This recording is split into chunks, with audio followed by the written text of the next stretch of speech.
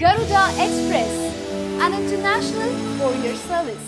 ఇవాళ ఈ ఇంటర్వ్యూని కూడా మంచి సుభాషితంతో మొదలు పెడదాము. బాలకృష్ణ గారు ఇవాళ ఏ మంచి మాట చెప్తారో విందాం. ఒక మంచి సుభాషితంతో మొదలు పెడతాం. శుచిత్వం మాతృరూపేణ పితృరూపేణ సుజమాన్ ఉదారో వంశరూపేణ ఆత్మ పుణ్యస్తు భాగ్యమాన్ అని. అంటే ఒక తల్లి వలన అతనికి శారీరక మానసిక శుభ్రత కలుగుతుంది అతనికి. అలాగే ఒక తండ్రి భావుకత కూడా కలుగుతుంది. అలాగే ఒక తండ్రి సంస్కారం వలన అతనికి జ్ఞానము ధర్మ విచక్షణ అతనికి అబ్బుతుంది.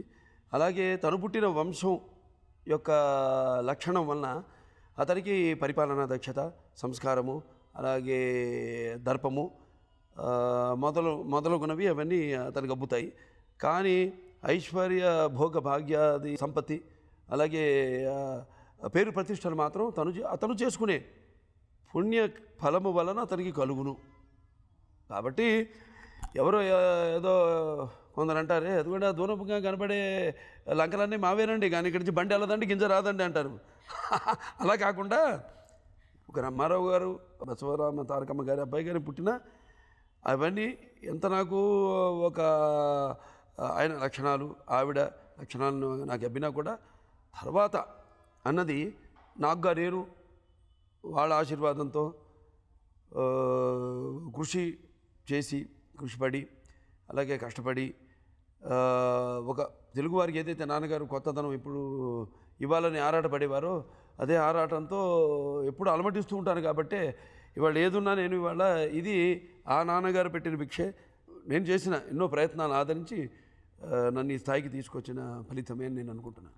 మళ్ళీ బ్రహ్మానందం గారు మీరు కాంబినేషన్ అద్భుతం, చాలా అన్ని నవరసాలు మొత్తం అన్నీ ఉన్న సినిమా కలగలిపితే మన జయసింహ సినిమా అద్భుతంగా ఉంటుంది. మంచి పండగకి ఏదైతే కోరుకుంటారో ఎలా అయితే సకుటుంబ సభ్యులు సమేతంగా అందరూ కలిసి ఈ పండగ మరి మామూలు పండగ సంక్రాంతి అనగానే నిజంగా చెప్పాలంటే ఇది రైతుల పండగ. అంటే రైతుల పాపం వాళ్ళు కష్టపడి పొలం దున్ని మరి నీరు పోసి నాట్లు నాటి కుప్ప నూర్చి మరి వచ్చిన ధాన్యాన్ని బండికి ఎక్కించి అమ్ముకుని తన జేబు నిండా ఆ సంవత్సరం అంతా పడ్డ కష్టం ఫలితం ఈ యొక్క సంక్రాంతి పండగ. ఇది రైతుల పండగ.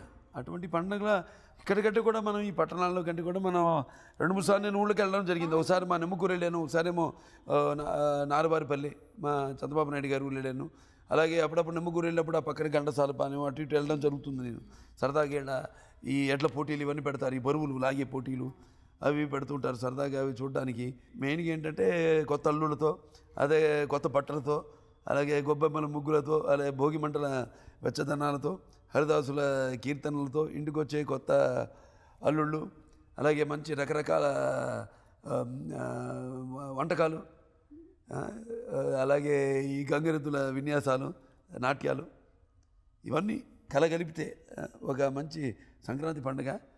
సో ఈ సంక్రాంతి పండుగ అలా ఏదైతే ఇవన్నీ చెప్పానో అన్నీ కలగలిపిన సినిమా మా జయసింహ.